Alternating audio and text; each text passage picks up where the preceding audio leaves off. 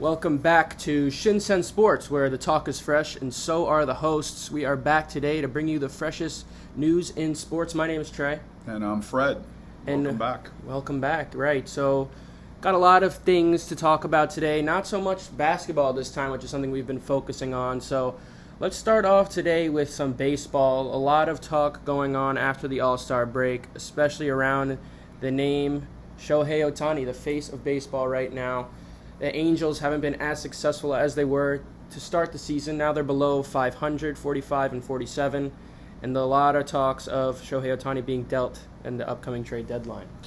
So, trade deadline August 1st, a lot of discussion. There's a lot of controversy. What do you do as owner of the Angels? You have two of the top players in Major League Baseball in Ohtani and Trout. Trout is injured currently, right? Trout is injured, just like every other season. That's right. And, they're trying to stay competitive. They're trying to keep Ohtani in Anaheim to continue his career there. But obviously, Ohtani has a limited shelf life, like all athletes. And his opportunity to win a championship in the U.S. is beginning to expire. He's in his 30s now, so he wants to win. He wants to stay loyal, but he wants to win at the same time. From the Angels' perspective, they would like to keep him. Obviously, if they were to trade him away, it sort of shows them in a poor light to their fan base that they're giving up.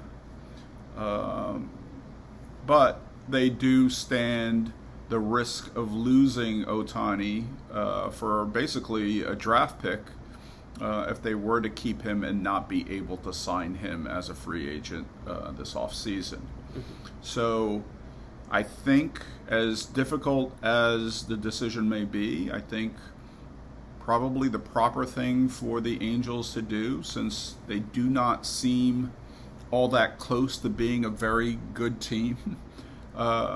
Perhaps the trade route and getting as much in the way of young talent as possible from, most of the teams are interested in trading for them, whether they have the assets to get him, not just in the terms of talent, but also have the ability to re-sign him, because you don't want to trade away all of your assets and not be able to sign him at the end of the season. So everybody's interested, but who realistically has the capability of even trading for Ohtani at the moment, well, do you think? Everybody's obviously interested in trading for Ohtani. You definitely look at teams who probably have, maybe another superstar and a great farm system with young players. You could definitely see that with the Dodgers. Right. You could definitely see that, maybe with a New York team even. I think basically the two New York teams, I think they both have the deep pockets to be able to pay him. But I think so. But I don't think they have deep enough, a deep enough minor league system and enough talent there to convince the Angels to trade him to one of those teams. I think the best opportunity for the Mets or the Yankees to obtain Ohtani is that Ohtani goes out into the free agent market and they try to outbid everybody. So I think, as for maybe bad news for New York fans, but I don't think the Mets or the Yankees have the ability to trade for Ohtani. I think the Dodgers, like you said, is a possibility. Team with a lot of money, big market. We discussed this a couple of weeks ago too, about probably his desire, or Ohtani's desire, to stay on the West Coast, keep him a little bit closer to Japan. So I think the fact that the Dodgers have a deep enough minor league system, the fact that they do have the financial assets to sign him makes them a good possibility. But a tough place to trade if you're the owner of, you're basically playing the same city. Yeah. And you're giving them up to, it's like the Mets having to, if Ohtani played for the Mets and the Mets had to trade him to the Yankees. Right. It's sort of similar. And I think the Giants are another team out in the West Coast that could be a possibility. But the Giants too, they play a little bit further south, but they're also a California team. I think also a tough team for, tough pill to swallow for the ownership of the Angels to trade them away to another California team. I think there are two good options. I think there's a lot each one of those teams could offer in the way of minor league talent. They do have some of the top minor league talent available. So they may be good options. But one of the ideas I was kicking around is, wouldn't it be interesting if Ohtani went to the Seattle Mariners and ended up playing for the team that Ichiro played for? Right. There's a lot to talk about when it comes to Ohtani. Just going back to him being traded this offseason, it's a super high-risk situation. Mm-hmm. Not as much for the Angels, maybe. Obviously, you said they're going to get some kickback from the fans, like, oh, wow, you gave up on the biggest talent we've had in recent baseball history. Mm-hmm. But then you're going to look at the team who trades for him, like, hypothetically here. They have to give away their future, maybe even a superstar, and he might not even sign back with them. Mm-hmm. Maybe that's not what Ohtani's about. He's quite the loyal player, staying on the Angels for as long as he has, but it's a super high risk situation. Obviously, most likely high reward. If he's already going to a team that's stacked, for example, the Dodgers, they could definitely give a good shot at the World Series. But yeah, it's a dangerous situation to be a part of, kind of. Mm-hmm. When it comes to signing, I think that the Mariners is definitely a very interesting team to throw into the mix. You hear about the Dodgers, you hear about the Yankees, you hear about the Mets, but you don't really hear about the Mariners, who are another West Coast team, as we talked about. He wants to be close to Japan, and they're already a pretty decent team. They're over 500. He definitely has a bullpen to back him up. He has Luis Castillo. He has that Kirby guy, and some other dude named Brian Wu, who's been pretty good for them. And he has some bats to back him up too. Julio Rodriguez, young player, only getting better. Didn't he break a record in the home run derby the other day or something like that? Yes. 41 or so home runs. He's only getting better. He has Teoscar Hernandez, who him and Teoscar Hernandez had some funny jokes to throw around at a former All-Star game. So they get along. He's got some good chemistry. Some guys over there. And the list goes on, and obviously Ichiro, his idol growing up, is part of the coaching staff in Seattle. So it's definitely maybe a dark horse team to get him. I agree. Yeah, that then we've been talking about before, the names that have been thrown around. Also, going back to the Angels, I saw an interesting article the other day on the show with, I believe it's David Ortiz, A-Rod, and Derek Jeter now on that. I'm pretty sure it's like Fox Sports. Mm-hmm. And they're like, think about it right now. You have to think long term for your team. Shohei Ohtani is going to sign probably the biggest contract in baseball history in this upcoming offseason. It'll probably be like a 10-year contract. A 10-year contract. People are throwing around $600 to even $700 million for Shohei Ohtani. And thinking about this long term, if you're going to have to re-sign him for this contract, you're going to want to re-sign Trout, obviously. Mm-hmm. And if you're not winning right now, you probably don't really have a future here unless you get lucky in the draft. Well, you've had several years to show that you could put a team around Trout and Ohtani. Haven't been able to do it. Well, I mean, it's the bullpen. Wow. Really what it comes down to is the bullpen. Mm-hmm. You have guys now who are hitting. Hunter Renfroe is having a pretty good season. Mm-hmm. Unfortunately, he got injured. Their young catcher, Logan O'Hoppe, was having a great season to start out. And even Mickey Moniak, who was a former first-round pick, the Angels picked him up in a trade with the Phillies for Noah Syndergaard a while back. And I watched the game last night against the Astros. Shohei gave up a couple runs, and then he gave up 2 more because of his infield, having errors. Mm-hmm. It wasn't even on him. And then the bullpen comes in and gives up 3 more runs, and they just have no shot to come back into the game. Right. And that's just really what it's like. It's just a disappointing team to watch because it's what else can you do at that point? Right. Ohtani leads the team in every single stat except for saves. Granted, he isn't the closer, right? He leads the team in every other stat. Well, he can't close his own games, and he can't pitch in between starts. So, yeah, so it's a tough situation. Be really interesting to see. We have a couple more weeks before the trade deadline. Obviously, like we just said, Ohtani, the biggest name out there. It'll really be interesting to see if the Angels do finally pull the trigger on this, and if so, where he goes and what the Angels could actually get for him. That would be really interesting. So, baseball, let's leave baseball at that. Right now, I know you didn't watch it this morning, but Wimbledon finals women's finals was this morning. Men's finals is tomorrow.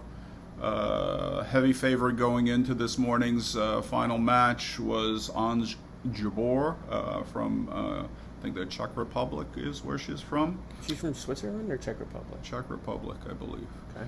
Yeah, and then she was the seeded player. I think she was the 6th seed coming in here. She took out the number 2 seed, Sabalenka, in the semifinal. It looked like everybody was giving her the title prior to this morning's match. She played Marketa Vondrasova, who was an unseeded player coming in, and she had only won 5 matches on grass prior to coming and competing in Wimbledon this year. Mm-hmm. So a real dark horse, completely unexpected. I'm sure she didn't expect to win either, but things just kind of fell her way.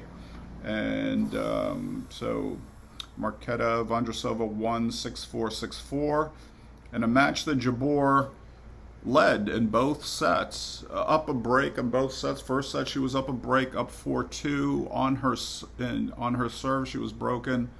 Lost the last 4 games of the first set, and I think even the second set she was up 3-1. With her serve, she was broken, and she ended up, losing 6-4 in the second set as well. So straight set loser. Kind of disappointing. My wife and I were both rooting for her to win, but it was not to be. But the big match this weekend is tomorrow morning. Djokovic against Alcaraz. Right. Basically, Djokovic is vying for his 25th major title, which would tie him with Margaret Court for the record. So basically, he is, trying to become an immortal within the tennis world. He's making his bid for history. That's right. And Alcaraz, on the other hand, is the 20-year-old. He is a Spaniard. And he won the U.S. Open last year. And basically he's trying to wrestle away the title of being the best player in tennis right now from Djokovic. And, trying to gain his place in tennis history. The two of them competed in the finals at the French Open this year. Unfortunately, Carlos Alcaraz cramped up, and the match didn't turn out to be as close and competitive as everybody had hoped. I think Alcaraz is very, very motivated. I think he really wants to take the title from Djokovic, beat Djokovic head to head in a major like this. So both of them have a lot of incentive. There's a lot of motivation for both players for tomorrow's match. So it should be interesting. Right. Any thoughts from your side? Well, what I see is, as we talked about prior to this podcast, is he beat Medvedev really bad. Medvedev is somebody who, we watch tennis quite a bit, and he's always in the top of the top, Medvedev. So beating somebody like that in the way he did is definitely a good look going into the finals here against Djokovic, who is arguably the best of all time, currently the best right now. And there's definitely a shot here of being dethroned here for Djokovic. And, going back to the Medvedev match, I mean, Alcaraz just absolutely ran Medvedev ragged. I mean, just ran him left and right, back and forth, constantly. Just wore him out. I think it was like 6-3, 6-3, 6-4 or something. It was straight sets. It was never as close as everybody thought it would be. We were hoping for an Alcaraz-Djokovic final. We got it. I would have been very disappointed if Medvedev would have won, although I would not have been surprised if he won, because he is still Number one of the three. top. Yeah, is one of the top players in tennis. However, we've seen Medvedev, compete against Djokovic before. Has never been very successful.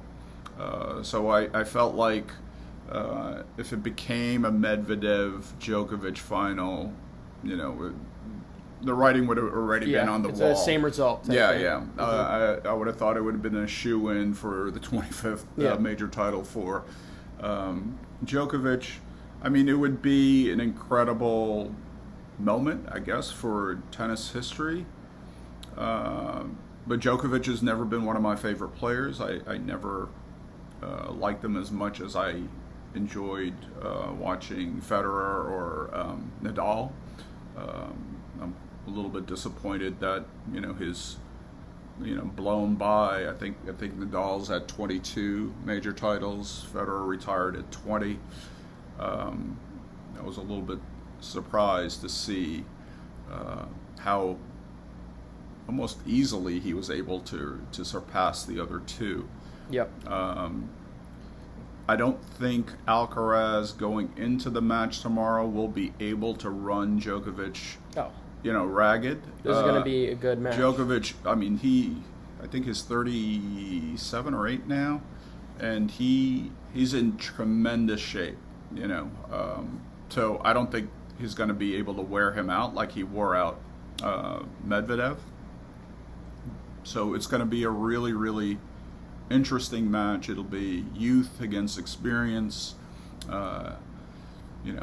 history, long history versus somebody that's trying to write history for himself now, just beginning to write history for himself now. So it's going to be a really, I hope, fingers crossed, it's going to be a really, really great match. Everything that we expect for it to be.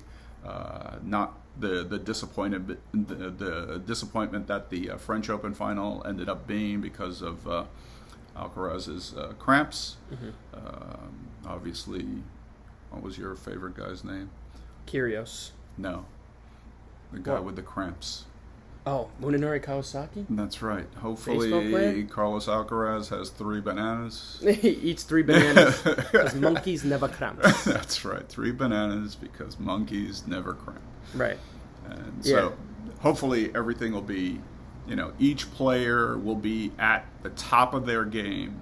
And if it is Alcaraz that beats him, hopefully he beats Djokovic at his best. Mm-hmm. And if it is Djokovic that wins tomorrow, I hope Alcaraz plays his best, and it's it wasn't an injury or a cramp that decides the outcome. It's they both play at the top of their game, and whoever wins would be deserved in their victory. Right, and it's only a matter of time before Djokovic is dethroned. So why not now? Yep. It'll be a great match to see, and we'll really see what Alcaraz is made of at his full potential. As you said, he couldn't play the last time because of his cramp, but this is it makes your name. And one other thing, what would make the U.S. Open, which begins the end of August, which is the final major on the professional tennis tour this year, if Djokovic were to win tomorrow, that would mean Djokovic would have won the first 3 majors of this season. So going into the U.S. Open, if Djokovic wins tomorrow, he would be going for the calendar Grand Slam. So that would be also an incredible feat for any athlete. And this will be the first time Djokovic, I think, is coming back to the U.S. Open. Last two times he wasn't allowed last year because he refused to get the vaccination. The year prior to that, he didn't have the vaccination. Plus, it was the COVID year, so it was a very limited field. So this is his first time back in a couple of seasons. So it'll be really, really interesting if Djokovic does win tomorrow. U.S. Open would have, even more of an interesting storyline going into that tournament. Definitely. So tennis definitely is shaping up to be something Yeah. big. From tennis, let's move over to golf. This week, basically all the top players are out in Europe. The Scottish Open is being played as we speak. Rory is leading by a stroke today. So British Open, or the Open Championship, only the Americans call it the British Open, but the Open Championship begins on Thursday next week. So everybody's out. All the top players are over in Europe right now, getting accustomed to the links style golf and the windy conditions.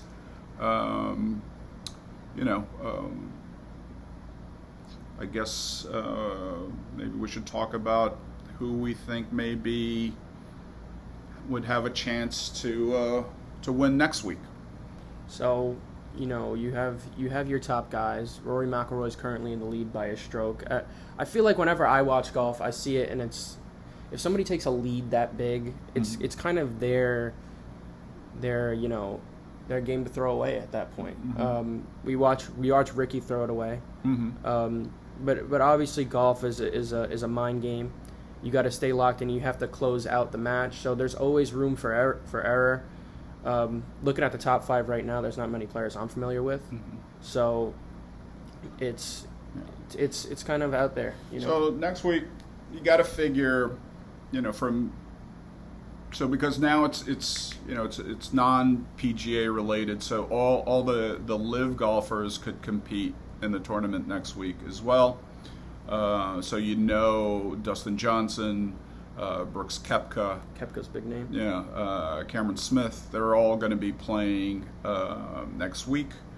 We all know that Koepka won the PGA Championship. He came back from Live and won that several weeks ago. Other Americans, Scotty Scheffler has been having a great year, although he hasn't won necessarily. He's always amongst the leaders in every tournament that he competes in. John Rahm won the Masters this year, so you always have to consider him as one of the players that will be very competitive next week. Wyndham Clark won the U.S. Open. To me, that was probably just dumb luck when he beat Ricky Fowler on the final round. And Ricky Fowler, although he hasn't won a major yet in his career, Ricky Fowler has been having a really good season. He's been very consistent. He did sort of choke away his Sunday lead in the U.S. Open. Maybe, the Open Championship this year is going to be his first major championship. So there's a lot going on in golf. It should be an exciting week next week. Hopefully, next week's show we could talk a little bit about what's going on in that tournament when we record. So, yeah. Right. And golf, as we were talking about, like anybody could win it. Like you said, Wyndham Clark, he might have just been having a lucky day, right? And that's a great thing about golf, is that if you're playing at your best, you will win. That's what I like to say whenever I play golf. If every shot I hit was perfect, I'd be the best player in the world. That's right. But that's the thing about golf. Anybody could win it.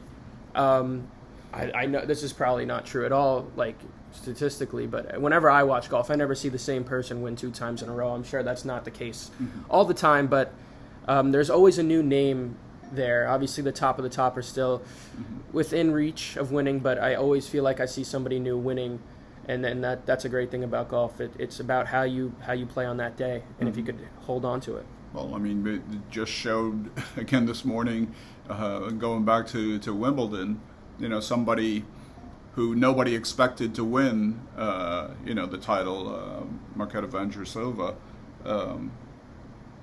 She had a great 2-week run, and she took that great run and won the championship. So I think tennis is very similar. Although you're going head to head against somebody, you do only rely on yourself. So there's a lot of similarities as far as the mental aspect of the game. I think between tennis and golf. But the big difference is, even if you're at the top of your game, if your opponent in tennis is playing even at a higher level, even if you're at the top of your game, you may not be able to win. Golf is more of an individual sport than anything else, because nobody else could block your shot or hit the shot back at you at a place that you can't hit it back. So a little bit different. Some similarities, some differences, but again, very mental sports, and it'll be interesting to see who wins the Open Championship next week. Right. And as we talked about before, not much news in basketball. However, there are still some topics to talk about right now. Just to get it started, let's go back to the player that we've been talking about so much. We've talked a little bit about free agency and other sports and possible trades. So let's get back into Dame for a little bit. A lot of news coming out about him saying, if I don't get traded to the Heat, I'm not showing up to training camp and stuff like that. What's your reaction on the way he's handling the situation right now? Well, to me, you have a contract with the Portland Trail Blazers that you signed. That you signed, and you're getting paid a ton of money. And I understand you've asked for a trade, and the team has come out and said, we'll try to accommodate you, right? But the Portland Trail Blazers have no obligation really to trade you. They don't have an obligation. Right. I mean, and certainly they don't have to trade him for less than what they feel he's worth. So to me, Lillard should just keep his mouth shut and wait for the Blazers to tell him, hey, we got the trade worked out. And, if it's to the Miami Heat where he wants to go, that would be great for him. But quite frankly, the Trailblazers, all they have to do is trade him to a team that's willing to give them what they feel is fair compensation for Damian Lillard. So Damian Lillard has no say in this matter. No. He should just keep his mouth shut and just wait for the call. And if he doesn't get traded for one reason or another, I don't know that it's going to happen very soon. Although I keep reading contradictory reports. One report, one article will say it'll be, months before Lillard gets traded. And then there are other ones that I read that talk about, he could get traded to the Heat, later this week. But I don't know who knows what really is going on, other than, people that are with the Portland Trail Blazer organization and actually involved in any discussion with possible trade partners. So I don't think these reporters really know what they're talking about. It's all just if they hear something, they report on it. And who knows if Dame even actually said the thing about, I'm not showing up to training camp. These are all reports that people say. It doesn't sound like something he would say. No, it doesn't. That's what I was thinking about. Dame has never been... He's kind of a quieter guy, obviously, besides his rapping career outside of basketball. But, no, he's a quieter guy. He doesn't talk, a lot. I'm pretty sure he even said it on a podcast. There was instance with him and Jordan Poole, where Jordan Poole was talking trash to him, and then he's like, "I'm not a guy who talks," so it was kind of weird for me for him to talk trash to me, and then he went out there the next time they played and dropped 60 on him. So, yeah, it doesn't sound like him. That's the point we're trying to make. But to the point, it's something that I brought up in our last show. I feel like even though they don't need to accommodate to him, I think that they should. After everything he's done. No, I think they will. Yeah, I think they will trade him. But I think the point I'm trying to make is that they're not obligated to do so. They're not obligated at all to do so. Mm-hmm. I think he will eventually end up on the Heat. Mm-hmm. I think that I feel like the Heat, although they don't have the best offer, they do have enough to make up for the Damian Lillard trade. Tyler Hero obviously showing potential, maybe a couple picks, whatever it may be. The trade is definitely going to be around Tyler Hero. That's the name that's up in all of the trade talks. Even Tyler Hero recently taking Miami Heat guard out of his social media bios. Oh, is that right? Yeah. Even seeing him working out in the gym with Ben Simmons, so maybe is there going to be a third team involved? Something else that we've been talking about. Yeah, I think we talked about this before. That the Heat probably don't have the draft assets necessary to make the trade on their own to get Lillard. So there has to be a third team involved some way. And there have been articles I've been reading. Obviously the Nets have those kind of assets. Certainly the Knicks would be able to assist in that regard. However, the article was talking about why would you, as an Eastern Conference team, be willing?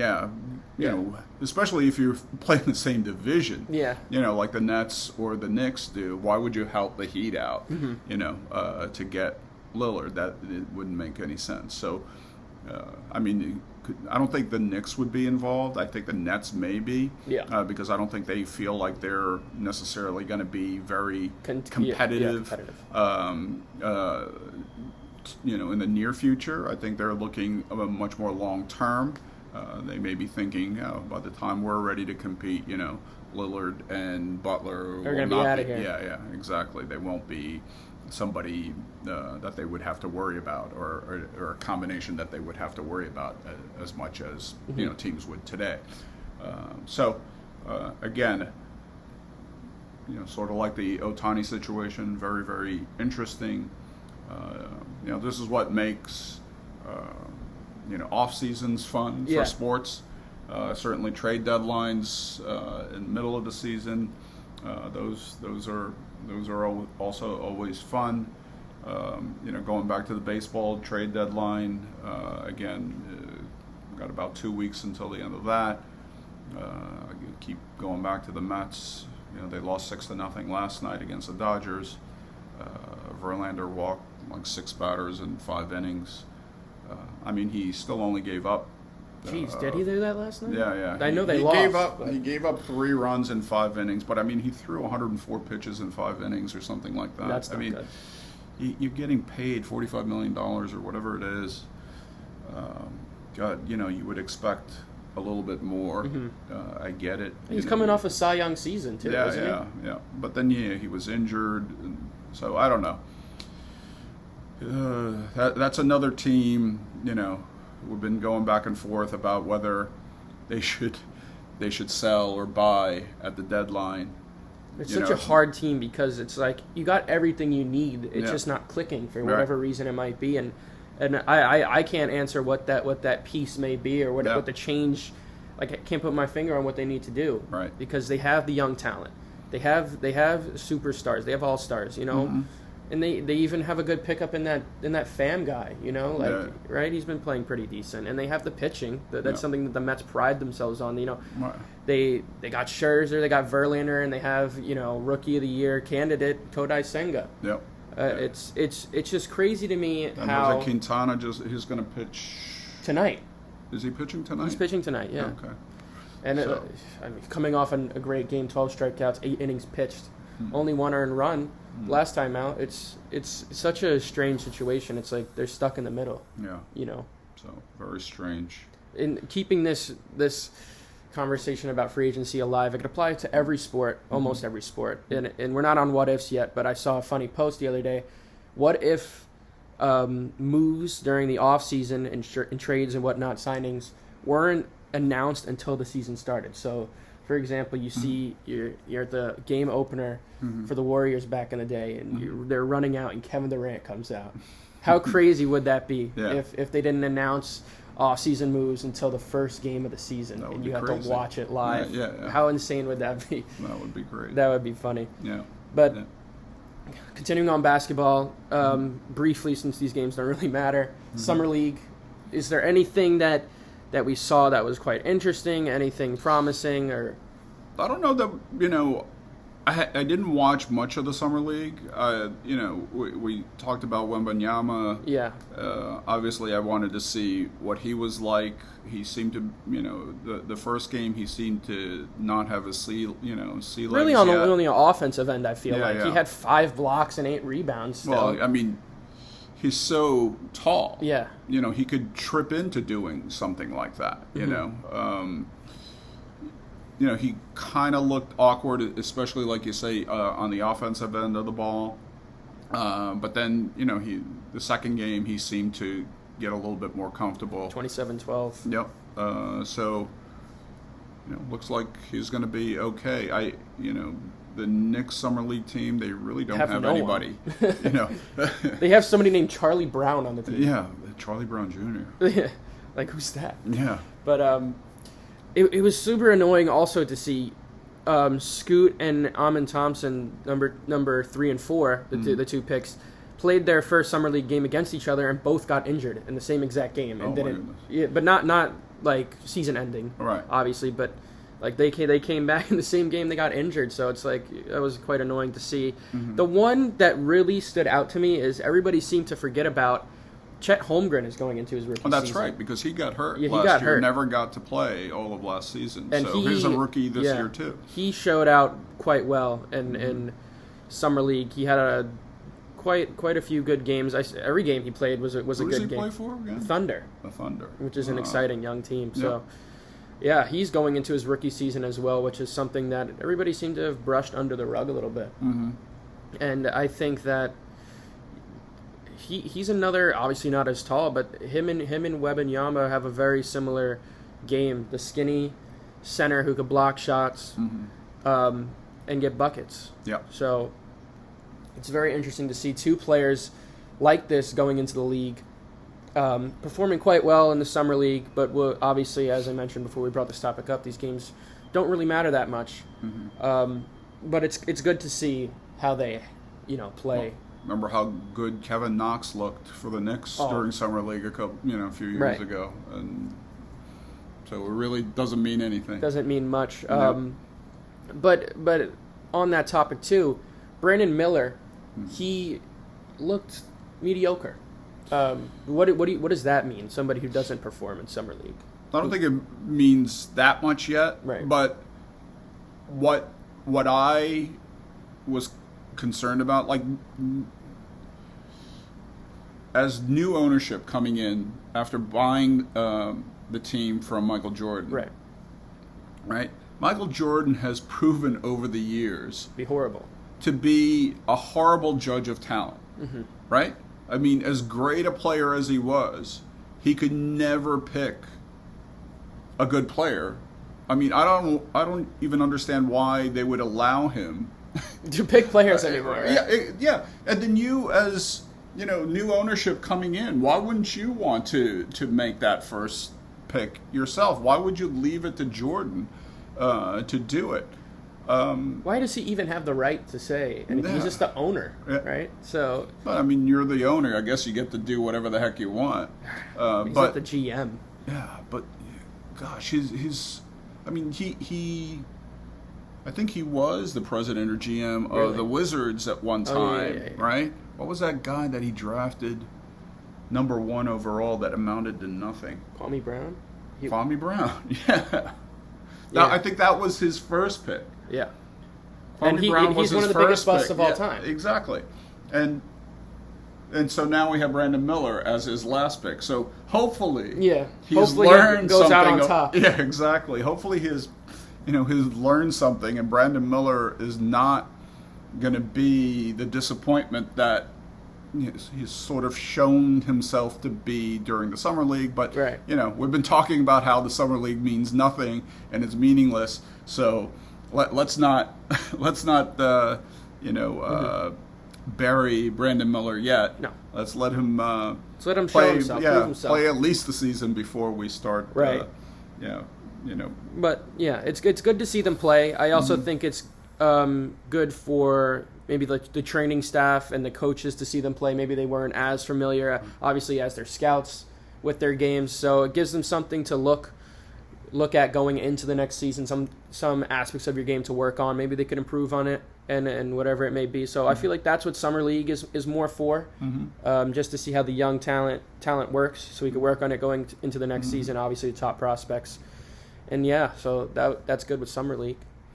So you just touched upon Chet Holmgren, and what an exciting young Oklahoma City Thunder team is being put together over there. But this isn't the most recent past, there was an Oklahoma City Thunder team that was perhaps even more exciting than the one that they're putting together right now. This isn't as exciting as Oklahoma's been in recent sports history. Right. So this, I think, is our what if topic this week. And it's what if that's talked a lot about because that team had 3 MVPs on it in the future. They had Serge Ibaka, great player, Steven Adams as well. It was the Thunder team that made it to the finals as well and lost But most importantly is the Russell Westbrook, Kevin Durant, James Harden team. All right? Talk about like hitting every pick in the draft for consecutive years, right? Right. And what I never even realized is that Serge Ibaka on those, he was like 20 years old when he was Serge? Yeah, I didn't realize he's only like 33 years old still.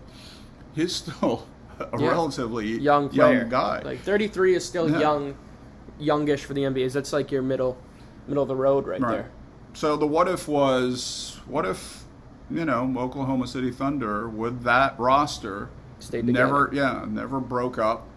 The first domino to fall obviously was James Harden. Well, let's get on that because James Harden was the first domino to fall because he was their 6th man. Right. He won 6th man of the year, and I don't think he saw his potential in himself, but I don't think he saw himself getting back onto the court as a starter, which I don't know. I feel like is a little bit short-sighted. Yeah. James Harden hasn't proven to be like the coolest guy out there. He's obviously a very talented player, but dude, just wait a little bit. You're gonna get your shot. Tyler Hero, for example, former 6th man of the year, came out, had a great season as a starter. Obviously, James Harden is much more of a player than Tyler Hero is. So, based off of Tyler Hero's game, James Harden could have had a breakout year back then, and had a great performance for the Thunder. But I feel like maybe with the exception of Russell Westbrook, the out of the 3 superstars on that team, they're short-sighted players. Yeah. And that's really what broke that team up, is they're just like, gotta win now, gotta do this, gotta do that, gotta show out now, or whatever it may be. But so let's look at all those guys after they left Oklahoma. Obviously, Kevin Durant won 2 rings, but with Golden State. Yeah, so take it with a grain of salt. Right, a team that had already won without him. And has won another championship after he left. So they're 2 with him and 2 without him. That's right. Yeah. So, and then you look at Harden and Westbrook, and neither one of them have ever won a championship anywhere. The only other player from that team that has won a championship is Serge Ibaka, who was on the Kawhi Leonard, Toronto Raptors team, played a big role too. Yeah. He wasn't just him. Yeah, sitting on the he bench. wasn't Yeah. riding on anybody's coattails No. or anything like that. He was an integral part of that And team. look, we might not be able to list every player on that team. So Yeah. if there are some role players from that bench who won a ring, don't count that because Serge actually, went Serge was an integral part of the Of Thunder, winning. and then he was an integral part of the Yeah. Raptors that won the championship. Yeah, So, right. a guy the 12th man sitting on the bench who just happened to be on a championship team. like Patrick Yeah. McCaw, Yeah. three rings in the NBA in a row, and then one in the G League. Like, no, that doesn't count. Yeah. But yes, so Serge Ibaka, right? Yeah. So, my point is, Yeah. even if they stayed together, would they have actually won a title? Well, because I think they do Yeah. because they made it when they were young in their careers. Yeah. As you said, Serge Ibaka was 20 on that team. Kevin Durant was still in his 20s. Everybody's young. There's a Yeah, well, what actually really killed them was Durant leaving Right. when he did. Well- What they went to a Game 7 the year prior to him leave, right? He left. I think they blew 3-1 to the Warriors. Right. So, but I mean, you were on the verge. Like, why wouldn't you? You could have signed a 2-year deal. If he could have signed a similar deal that he signed with Golden State, with an out after his second season or whatever. Right. But he chose the easy way. So, quite frankly, as much as I like Kevin Durant to that point in his career, Yeah. I don't really care for Kevin Durant since then. Ever since he went to Golden State and won 2 cheap titles, he's never been. I don't look at him the same way. Right. And certainly, he went to Brooklyn and. Look what the disaster he left there now. And too. he quite possibly could leave a disaster in Phoenix as well. Yeah. But the thing with Kevin Durant is he went and won 2 cheap rings, but he didn't win any after that meant anything. Like LeBron James, for example, he obviously built a super team in Miami, and I believe he won 2 with them. And he won a couple other ones without super stacked teams with Dwayne Wade and Chris Bosh. Obviously, he had his help, but it wasn't the same thing. You're allowed to have help, but if you're going to go complain to get all these players that you want, and not do anything with it, then what are you doing? Right. You're just wasting everybody's time. So, a really fun what if. Right. And because I mean, certainly when you just look at it piece by piece, right? You look at each individual player piece by piece, just one entity. I mean, great individual players. Yeah. But for some reason or another, I mean, I guess they're all young. They all have their egos. I mean, sort of like, Stephon Marbury and Kevin Garnett, back with the Wolves back in the day. Yeah. And then, Stephon didn't like the fact that he wasn't the man on the team. Kevin Garnett was, so he forced a trade out of there. Seems to be a problem with a lot of players, Yeah. but I feel like that team, with all they had, I feel like they would have clicked eventually. You have Russell Westbrook, great playmaker, who's led the league in assists multiple times during his triple-double seasons. And you have two of the greatest scorers of all time in basketball. They could have, and one of the greatest, or I wouldn't call him one of the greatest, but one of the best defensive bigs in the league at the time, in Serge Ibaka. There's no doubt they've already made it to the finals once together. They unfortunately blew a 3-1 to the Warriors in the playoffs, 3-1 lead, and I feel like if you stay there a little bit more, you guys mature together. James Harden finds his role in the starting lineup eventually. You're looking at least one more finals appearance. You would think so. Yeah. And a ring. Yep. Yeah. So. But we'll never know. Nope. That's why it's a what if. Yep. So, anything else from you today? I think we covered quite a bit. We covered quite a bit. So thanks for watching, and this is Shinsen Sports, and we'll see you again in the next week. episode. Thank you. Bye. Bye.